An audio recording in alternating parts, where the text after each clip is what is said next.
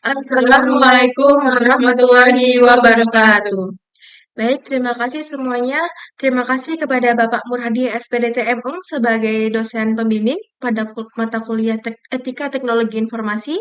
Di sini kami bertiga ingin menjelaskan atau mempresentasikan dengan presentasi yang berjudul Agile dari materi SDLC. Tentunya saya tidak sendiri, saya Danis Walidah Mordani dengan NIM 23250095. Saya Catherine Kamar Mulsari dengan NIM 232520076. Saya Richard C dengan NIM 232520050.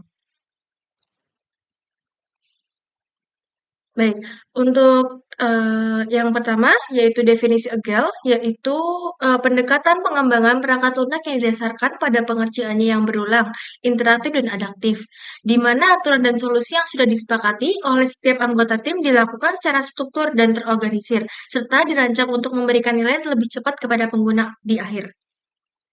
Yaitu di sini ada tahapan-tahapan agile-nya. Ini ilustrasinya ada 6 tahapan. Dan selanjutnya untuk tahap pertama yaitu recruitment atau perencanaan, yaitu tahap kunci dalam metodologi agile yang memungkinkan tim untuk memahami tujuan proyek, mengidentifikasi kebutuhan, dan merencanakan langkah untuk mencapai hal yang diinginkan. Berikut adalah tahapan dalam recruitment, yaitu identifikasi kebutuhan pengguna, yaitu tim bekerja sama dengan pemangku kepentingan untuk memahami kebutuhan dan fitur yang diinginkan. Yang kedua, pembuatan backlog. Daftar tugas atau fitur backlog dibuat berdasarkan prioritas. Yang ketiga, estimasi sumber daya, yaitu untuk menentukan atau dan tenaga kerja yang dibutuhkan untuk menyelesaikan item backlog.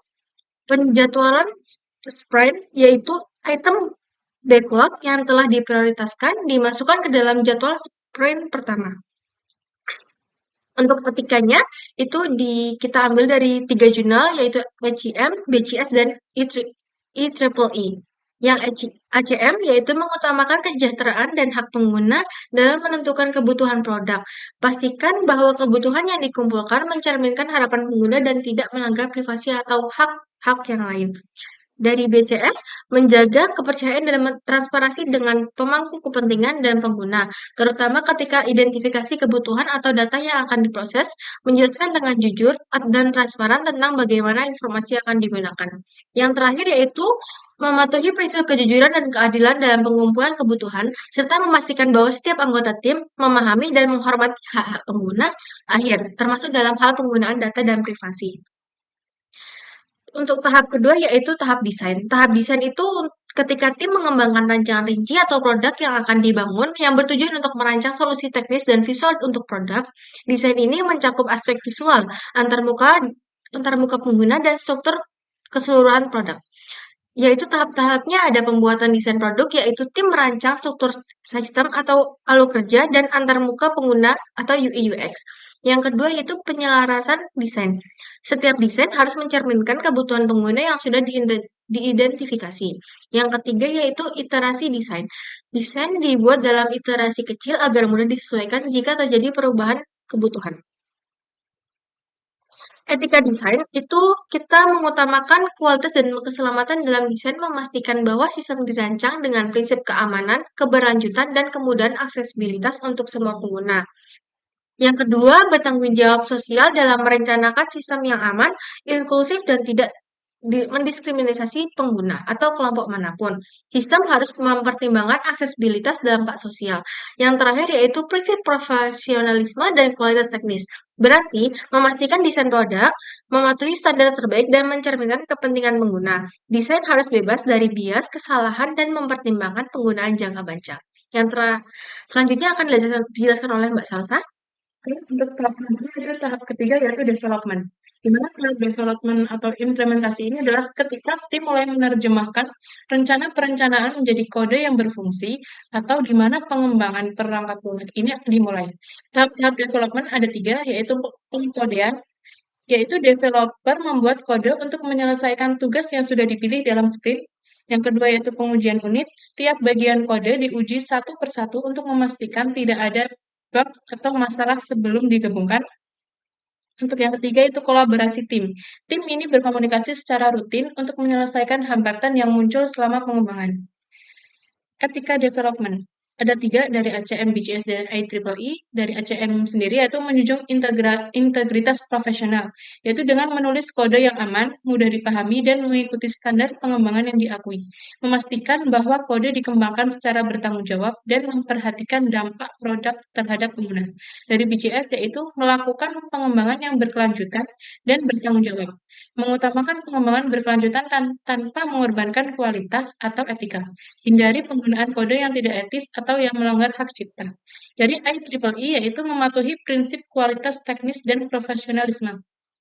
Dengan mengikuti standar ini, memelihara dokumentasi yang diperlukan serta menghindari praktik pengembangan yang merugikan atau meremehkan pengguna. Tahap keempat yaitu pengujian atau testing. Pengujian ini dilakukan secara menyeluruh untuk memastikan bahwa fitur-fitur yang telah dikembangkan berfungsi dengan benar dan bebas dari bug yang menghasilkan perangkat lunak berkualitas dan berfungsi sesuai dengan kebutuhan. Tahap-tahap dari testing sendiri ada 4, yaitu pengujian fungsionalisme, memastikan fitur yang dikembangkan berjalan sesuai spesifikasi, pengujian integrasi, yaitu menguji apakah berbagai modul perangkat lunak dapat bekerja sama, pengujian pengguna akhir yaitu melibatkan pengguna untuk memastikan pengalaman pengguna UX dalam memadai.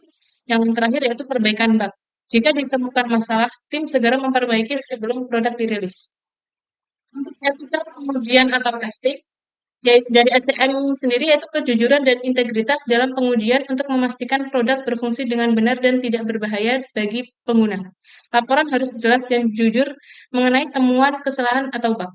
BCS yaitu melakukan pengujian dengan menjaga kualitas, kejujuran, dan transparansi. Dari IEEE yaitu mengikuti prinsip keadilan dan profesionalisme dengan melakukan pengujian yang ketat dan mendalam sesuai standar yang berlaku. Untuk tahap selanjutnya itu tahap kelima, pengiriman atau deployment. Tahap ini melibatkan pengiriman perangkat lunak ke pengguna atau lingkungan produksi. Dalam metode agil, proses pengiriman harus dilakukan dengan hati-hati dan memastikan bahwa produk dapat bertahan dengan baik dalam lingkungan produksi. Tim harus memastikan semua fitur yang diperlukan tersedia dan berfungsi dengan baik sebelum pengiriman. Tahap-tahap dari deployment ada 3, yaitu incremental delivery, yaitu produk dikirim dalam potongan kecil untuk menguji fungsionalitas secara bertahap. Yang kedua yaitu pengawasan rilis, tim memastikan produk berjalan dengan baik di lingkungan produksi. Dan terakhir yaitu umpan balik pengguna. Pengguna memberikan masukan yang dapat digunakan untuk iterasi berikutnya. Untuk etika deployment akan dijelaskan oleh Mbak Wahyu Septianingsih. Etika deployment ada 3, yaitu menurut ACM, BCS, dan IEEE. Yang pertama, menurut ACM, yaitu tanggung jawab sosial untuk memastikan bahwa implementasi produk dilakukan dengan aman, efisien, dan meminimalkan resiko yang memungkinkan merugikan pengguna atau masyarakat. Yang kedua, menurut BCS, yaitu menjaga kepentingan masyarakat dan dampak sosial produk dengan memastikan bahwa produk yang diimplementasikan tidak menimbulkan resiko bagi pengguna atau lingkungan dan mudah diakses oleh semua. Yang terakhir, mengikuti prinsip kepatuhan teknis dan etis, yang berarti melakukan implementasi dengan standar keamanan tertinggi, memberi pengguna informasi lengkap tentang produk, serta memastikan aksesibilitas dan keberlanjutan. Selanjutnya ada tahap 6, yaitu tinjauan dan ulasan atau review. Tahap terakhir, tim mengadakan pertemuan review dan demo. Tim akan memamerkan hasil pekerjaan yang telah diselesaikan selama proses berlangsung dan menerima kritik dan saran untuk perbaikan selanjutnya. Tahap-tahapnya sebagai berikut. Yang pertama, kritik dan saran. Tim menerima masukan dari klien atau pengguna tentang produk yang dihasilkan. Yang kedua, evaluasi sprint, yaitu tim mengevaluasi kinerja mereka untuk memperbaiki proses di iterasi berikutnya. Yang terakhir, revisi backlog, yaitu daftar backlog diperbarui berdasarkan masukan yang diterima. Selanjutnya, etika tinjauan dan ulasan atau review. Yang pertama, menurut ACM, yaitu komitmen untuk perbaikan berkelanjutan, yaitu melakukan evaluasi kritis terhadap produk, dan memeriksa potensi peningkatan yang mungkin diperlukan demi kepentingan pengguna. Yang kedua, kejujuran dan transparansi. Dalam evaluasi terhadap produk, termasuk menerima dan mengintegrasikan umpan balik untuk meningkatkan kualitas produk di masa mendatang.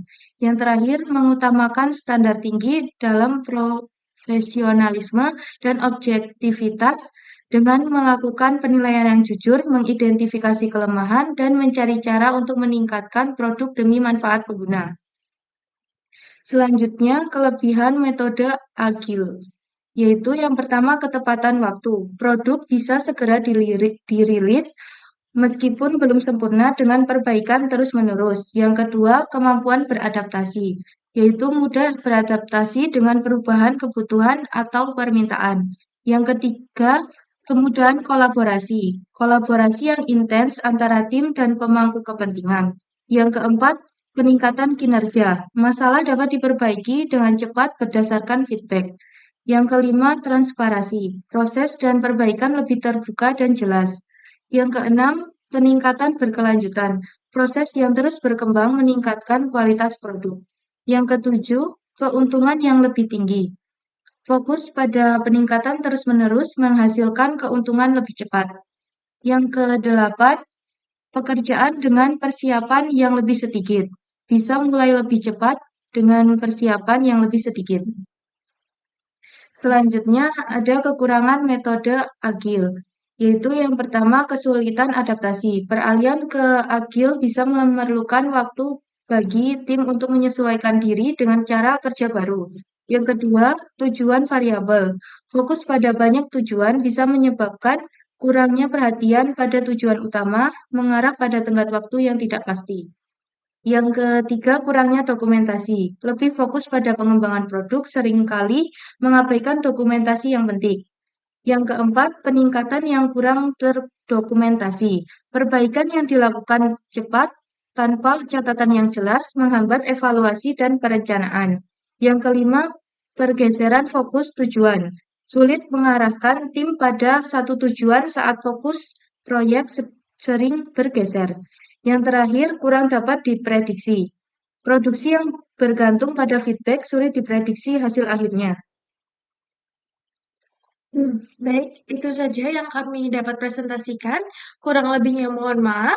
Kami tutup. Wassalamualaikum warahmatullahi wabarakatuh.